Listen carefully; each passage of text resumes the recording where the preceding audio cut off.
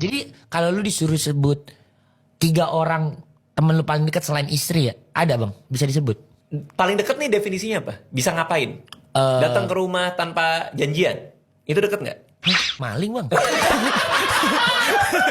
Nggak, kayak kalau kan ada yang bilang ke gua, kalau misalnya udah sahabat, lo bisa datang ke rumah dia nggak usah janjian dulu, nggak Ya usah. siput.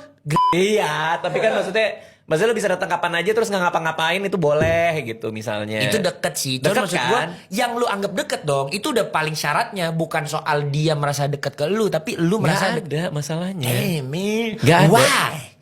Why? Nggak tahu, gue nggak tahu. Mungkin gue ngasih jarak itu juga kali. Itu karena lu, hah? Ya, Tapi itu by default bang. gue nggak nyaman dengan sangat dekat sama orang. Itu persoalan gue nggak. Lo nggak pakai celana pendek kan?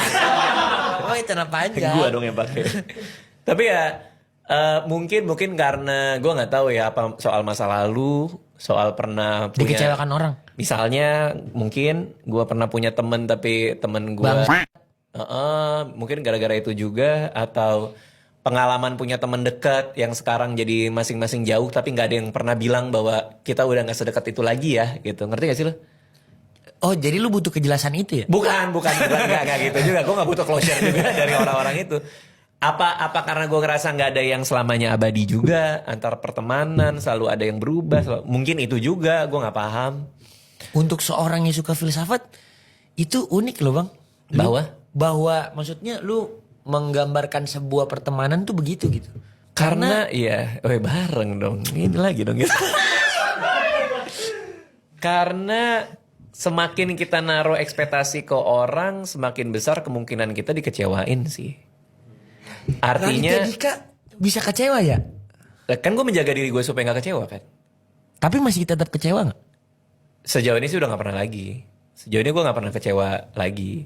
Paling kecewa dalam konteks tidak sesuai harapan aja. Kayak misalnya gue niatnya hari ini mau kayak gini, tapi ternyata yang ngurusin gue lupa melakukan ini. Paling gitu doang. Dan itu gue koreksi kan. Kalau gue koreksi kan biasanya juga next time-nya apa.